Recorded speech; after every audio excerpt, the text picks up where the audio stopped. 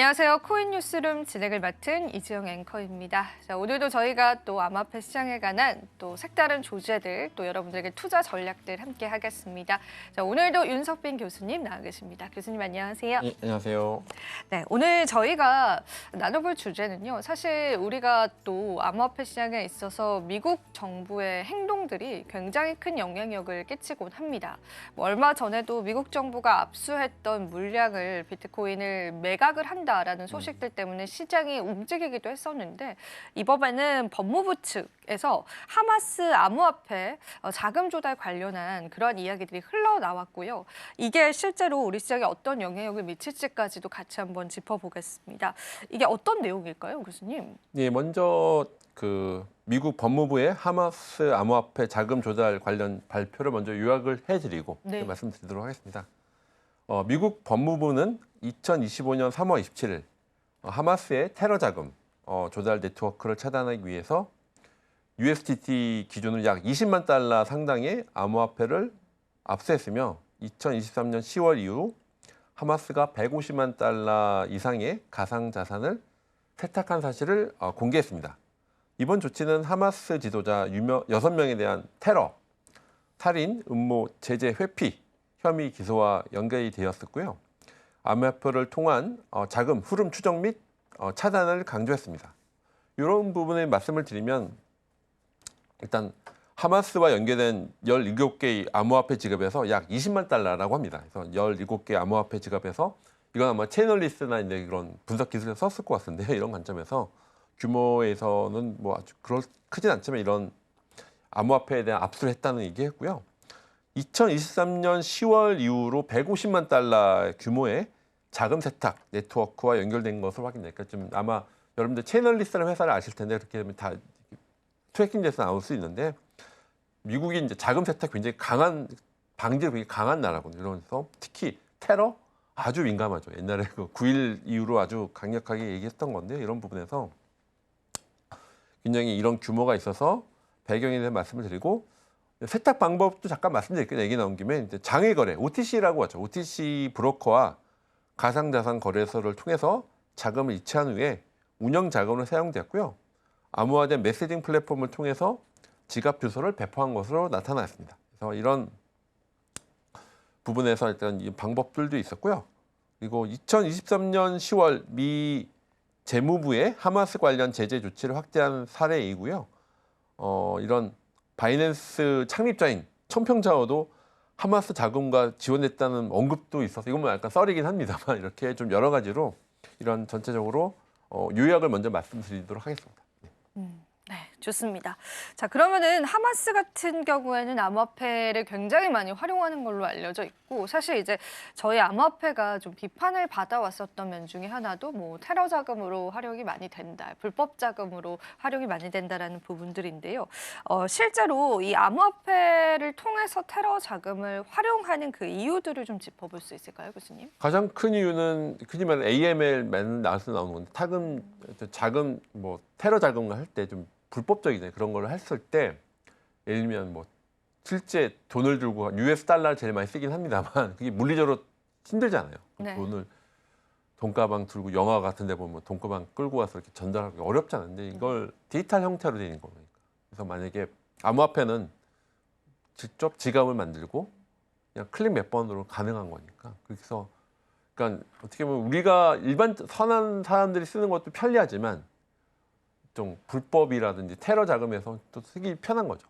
드러나지 않을 수 있고. 그래서 달러를 쓰는 이유가 뭘까? 아까 현금 쓰는 경우에는 드러나지 않잖아요. 이렇게 한 것처럼 이것도 사용하기 편하고 그리고 신속하게 전달될 수 있거든요. 어떻게 보면 디지털 경제의 좀 좋은 점을 악용을 하는 거죠.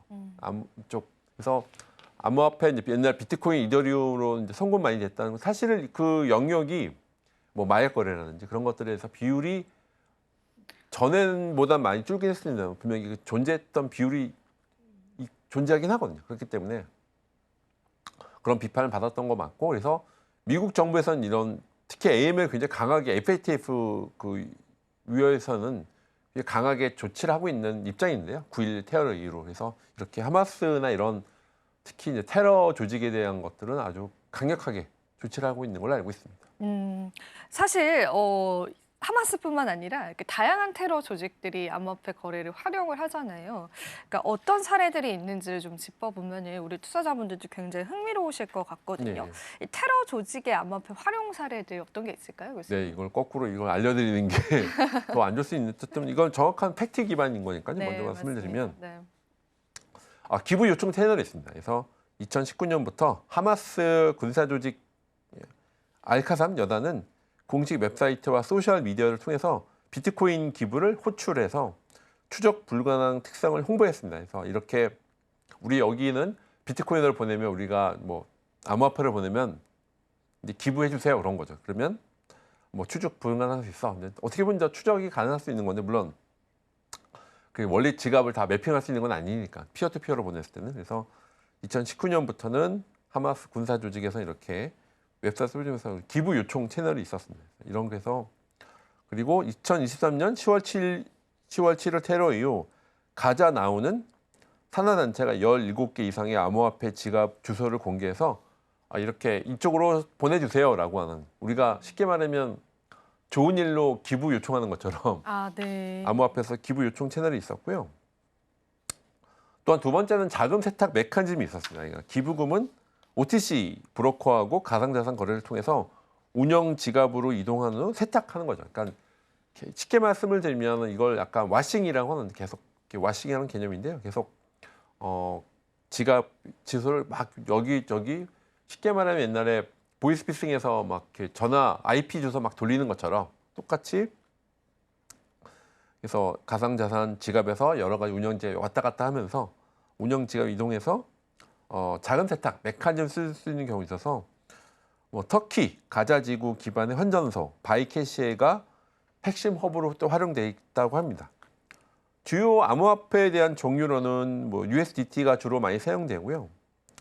뭐 압수금의 100%가 USDT로 돼 있다고 합니다. 그리고 과거에는 비트코인, 이더리움, 트론 기반의 USDT도 활용됐다고 합니다. 그래서 이런 것들에 대해서는 현재는 USDT를 아까 스테이블 코인 잠깐 말씀드린 적도 있는데 USDT 쓰고 있고 과거에는 비트코인, 이더리움도 썼던 경우가 있다. 이런 부분에서 말씀드릴 수 있고요. 그래서 일단 모금 전략이 변한 거죠. 모금 전략이 옛날에는 왜냐하면 테러 집단이잖아요. 그러니까 일반 은행 계좌 못 쓰거든요. 은행 계좌는 당연히 막혀 있기 때문에 이렇게 크립토를 통해서 모금 전략을 쓰는 부분에서 앞에 말씀드렸던 기부 요청 채널도 있고요. 모금 전략이 바뀌었다. 그래서 텔레그램 웹사이트에서 주소만 이쪽 주소로 적어 주시면요. USDT나 비트코인을 보내주세요. 이렇게 된 거죠. 그런 관점에서 비슷하게 연결이 됐고요. 뭐 세탁 그리고 자금 세탁을 OTC나 이렇게 여러 가지 돌려서 OTC나 장외 브로커, 터키 등지의 거래를 통해서 자금 세탁을 이체한 후에 운영 자금으로 해서 세탁 경로도 두 가지. 그래서 이런 암호화폐 활용 방식을 이게 음지에서 쓰고 있다. 양지뿐만 아니라 음지 이 자금 세탁을 피하기 위해서 어떻게 보면 더 연구를 많이 하는 것 같아요. 실제로 이런 테러 집단이 연구는 저희 R&D 센터보다 연구를 더 많이 하는 것 같습니다. 이런 부분에 대해서. 그러면은 말씀해주신 것처럼 다양한 경로로 자금 세탁도 하고 있는 상황이고 또 이 블록체인 시스템을 인용을 해서 실제로 많은 이제 테러 자금들을 조달받고 있는 것도 확인이 되고요. 그러면 사실은 이제 이런 생각이 좀 들 것 같아요. 이런 암호화폐를 통한 테러 자금을 조달하는 것 자체를 우리가 막을 수 있는 방법은 사실상 좀 없다라고 봐야 될까요? 사실은 그 자체를 원천적으로 막기는 쉽지 않죠. 그렇죠. 그거는 네. 어쨌든 사람의 마인드가 발달해야 되는데 내가 이렇게 앞으로 내가 이제 테러 하지 말아야지 이렇게 바뀌지 않는 이상 그죠. 그거를 원천적으로 막는다. 그러니까 일면 미국 달러가 예를 들면 미국 달러가 있는데 미국 달러를 찍어내서 이걸 뭐 좋은 일 쓰지 않는데 그것들을 악용했다는 거는 마찬가지로 현금이 제일 많이 쓰이거든요. 자금 세탁으로 그런 것처럼 그것들을 원천적으로 막기는 이게 뭐 개인적으로 몇 가지 아이디어가 떠오르긴 합니다. 지금 말씀드리면 길어질 것 같고 그래서 어쨌든 본질적인 부분에선 막기는 어렵다라고 하는 것이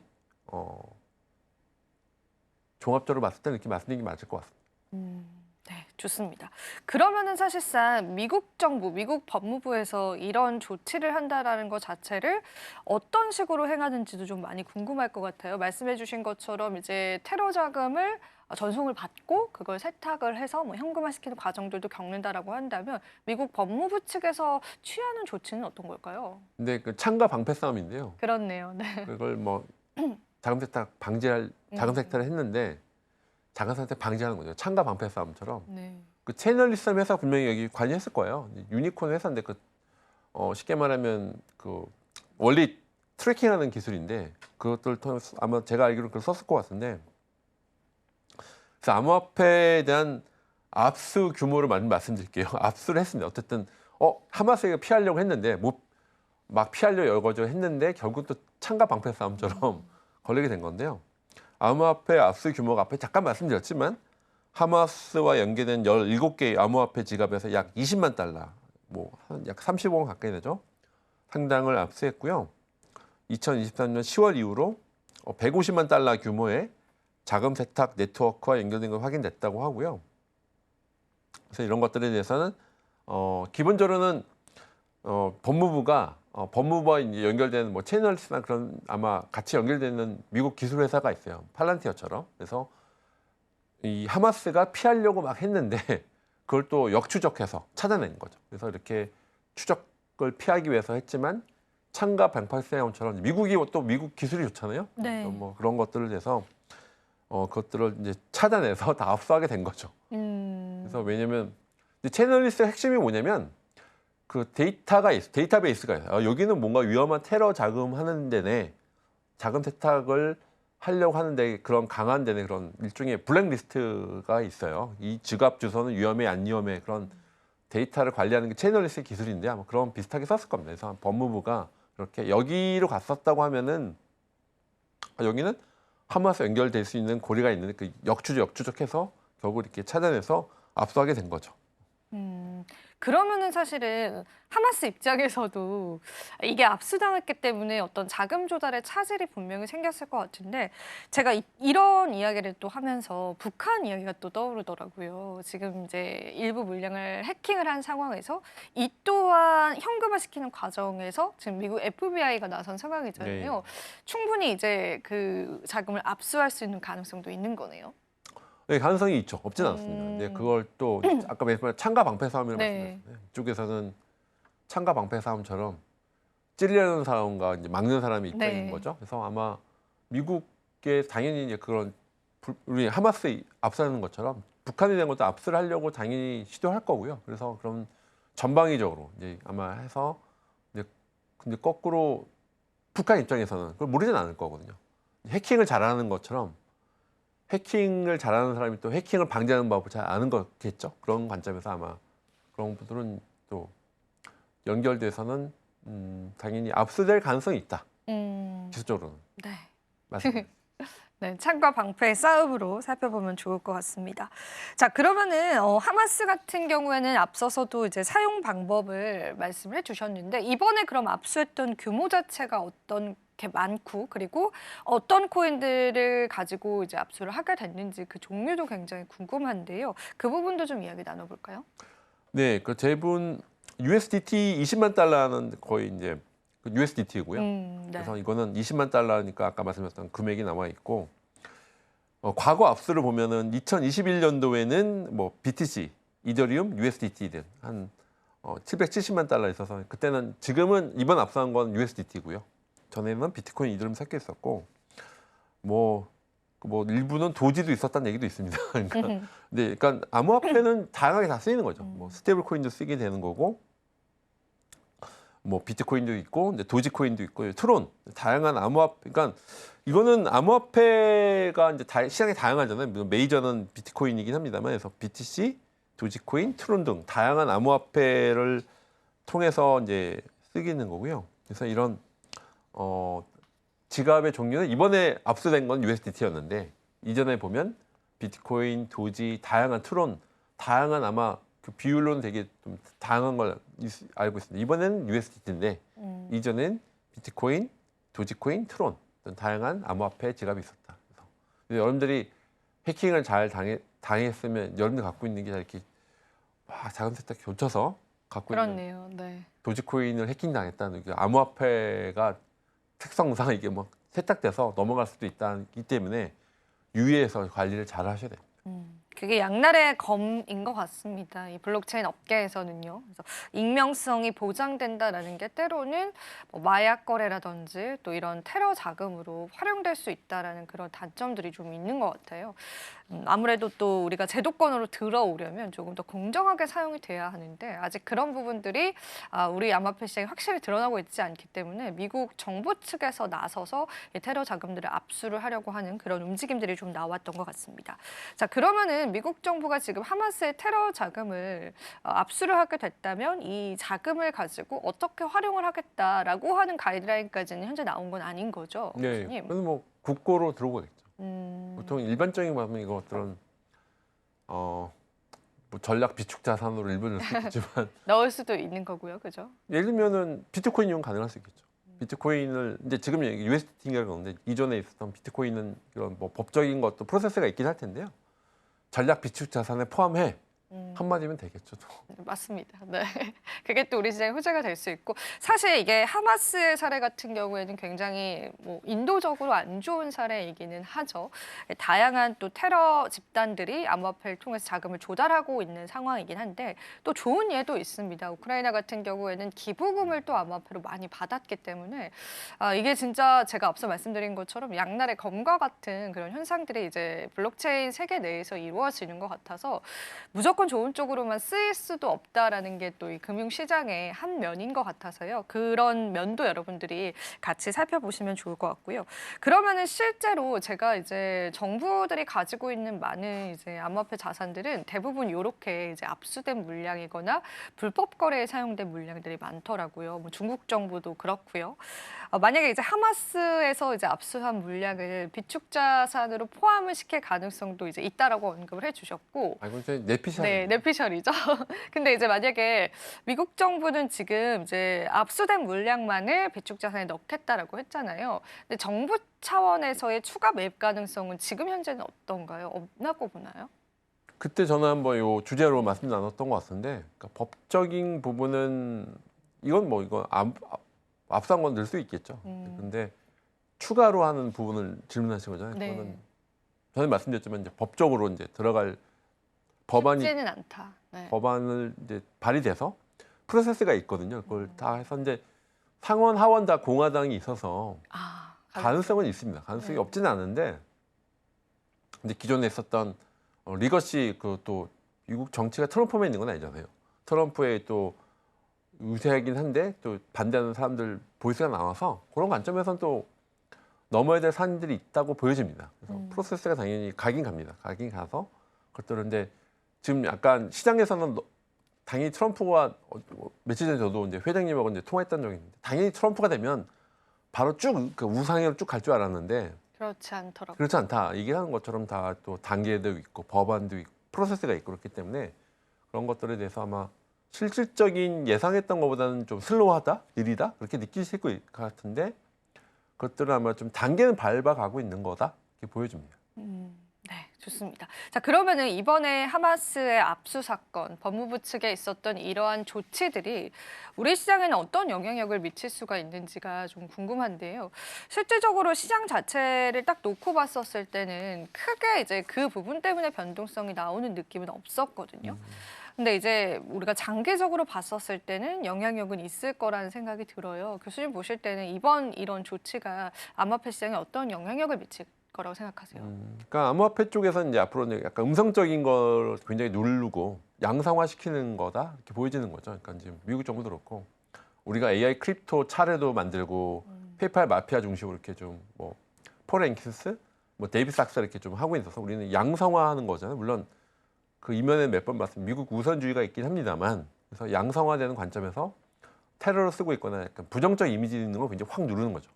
그래서 이거는 이제 절대 테러에서 못 쓰게 할 거야라고 하는 부분에서는 그럼에도 불구하고 일부는 존재하겠지만 이렇게 누른 상태에서 양성화되는 과정이라고 봐서 그런 것들은 또 긍정적으로 보입니다. 그래서 우리 이미지가 안 좋았던 부분들을 이제 실질적으로 이제 양성화시키고 실제 제도권화되고 제도화된다는 측면에서 볼 수 있을 것 같습니다. 그러면 이제 장기적으로 봤었을 때는 조금 더 긍정적으로 볼 수 있다라고 하는 부분들을 우리가 확인을 해볼 수가 있는 부분이었습니다. 자, 전반적으로 이제 교수님이 해주셨던 이야기들 좀 정리를 해보자면 하마스에서 이제 테러 자금을 세탁을 해서 그 부분을 현금화시키는 과정에서 미국 법무부 측에서 압수를 하게 됐습니다. 이 부분이 당장 시장에 어떤 영향력을 끼칠 가능성은 없지만 앞으로 이제 제도권화되는 과정 속에서 좀 우리 시장 자체를 어느 정도 클린하게 만드는 데는 그 영향력을 분명히 미칠 수 있을 것 같아요. 그래서 그 부분으로 봤을 때는 암호화폐 시장은 좀 긍정적인 흐름이 있을 수 있다. 그렇게 좀 오늘 이야기들 정리해 볼 수 있겠는데요. 추가 질문을 몇 가지를 드리자면은 그러면 이제 미국 정부가 추가 테러 자금에 관한 압박도 충분히 할 수 있을 것 같은데요. 추가적으로 압수할 수 있는 가능성들이 있다라고 보시나요, 교수님? 예, 그러니까 지금 우리 팔란티어라는 회사 들어보셨을 거예요. 팔란티어가 네네네, 들어봤죠. 네. 데이터 분석 잘하는 것처럼 네. 마치 그런 것처럼 팔란티어, 뭐 채널리스트 그런 기술들이 있어요, 미국은. 그렇기 때문에 사실은 미국이 그런 디지털 기술이 워낙 앞서 있어서 뛰어나기 때문에. 뛰어서 당연히 이제 테러 쪽이나 이쪽에서는 그걸 피해 살려고 하는데 잘 잡아내는 거죠. 근데 그 어떻게 잡을 수 있는 건지 좀 궁금한데요. 그 과정이 어떻게 될까요, 교수님? 그러니까 쉽게 말하면은 계속 이쪽에서는 그걸 뭐 피하려고 막 이렇게 뭐 여러 지표를 거래소를 보냈다가 딴 데 보내고 거치고. 이렇게 네. 회피하듯이 하는 건데요. 네. 그걸 끝까지 이제 데이터 분석처럼 네. 아 여기로 왔다가 바로 빠졌지만 여긴 좀 위험한 데네 그런 확률적 그 일종의 블랙리스트를 갖고 있는 거예요. 그 지갑 여기서 만약에 왔다 바로 빠졌다 하더라도 요 지갑으로 갔다고 하는 것 자체는 테러 자금이나 마약할 수 있는 그런 데이터를 갖고 있는 거예요. 쉽게 말하면. 그러면 지갑 하나를 특정시킨다라고 볼 수 있겠네요. 위험한 지갑을. 그러니까 위험한 지갑을 전 세계에 있는 모든 지갑의 리스트를 갖고 있다고 보시면 됩니다. 쉽게 말하면. 그러면은 그 특정시킬 수 있는 기준이 좀 있을까요? 그러니까 이 지갑은 위험하고 이 지갑은 이제 비교적 안전하다. 그러니까 이 지갑으로 나갔다가 그 기존에 히스토리가 있는 거죠. 아, 그 전에 있었던. 그러니까 히스토리가 여기를 갔을 때는 뭔가 위험한 데 썼어라고 하는 히스토리와 데이터가 쌓여 있다고 보시면 돼요. 사실 우리가 이번에 북한 테러 사건 때도 북한의 이제 해킹 사건 때도 그 지갑을 특정해서 이 크립토 투자자들에게 또 뿌렸던 적이 있었잖아요. 그러면 그런 거랑 비슷한 맥락으로 이 지갑이 이제 북한의 소행이 담긴 지갑이다라고 이제 우리에게 공개할 수 있는 것처럼 미국 맞습니다. 정부 측에서도 그런 리스트들을 좀 가지고 있다고 볼 수 있겠네요. 예, 그게 미국 정부 측면 그리고 채널리스나 팔란티어 같은 회사들이 다 도와주는 건가요? 뒤에 다 공유했다고 보시면 돼요. 그러니까 미국 정부만 하는 건 아니고요. 그러니까 미국 정부가 뭐 팔란티어나 채널리스나 이런 회사들이 다 서포트하고 있는 거죠. 그래서 우리나라도 뭐 경찰청, 검찰청 뭐 그런 데에서 다 국세청 그런 데가 채널리스트 쓰고 있어요 현재. 그런 것처럼 다 왜냐면 공조하고 있는 거죠. 국제 공조하는 것처럼. 미국이 이제 이렇게 잡을 수 있는 거 미국이라는 네트워크에서 미국만 하는 게 아니라 미국 우방이라든지 네트워크 통해서 여기 왔을 때 이 지갑은 좀 위험한 것 같아. 한번 조사해 보세요. 실제 뭐 현장을 가는 거는 또 그 각 나라에서 한다는. 그러면은 사실 테러 조직 측에서는 이제는 다른 지갑을 사용하면은 그 문제가 좀 풀리는 거지 않을까요? 그러니까 그걸 계속 아까 말했던 창과 방패 싸움이에요. 그런 걸 만들고 네. 또 이걸 트래킹하고 또 트래킹하고 또 만들고. 그래서 그런 식으로 계속 연결돼 있다고 하는 것이 기본적인 메커니즘으로 보시면 돼요. 그런 관점에서 미국 뒤에는 채널리스, 팔란티어 이런 회사들이 있어서 이번에 우크라이나 전쟁도 지금 뭐 다 전략은 다 팔란티어 쓴 것처럼 네. 이 크립토 암호 디지털 자산 시장 뒤에도 누가 있느냐? 미국 정부 뒤에는 페이팔 마피아가 있습니다. 그래서 이런 것들이 뭐 팔란티어, 채널리스 이런 회사들이 미국 정부를 서포트하고 있는 거죠.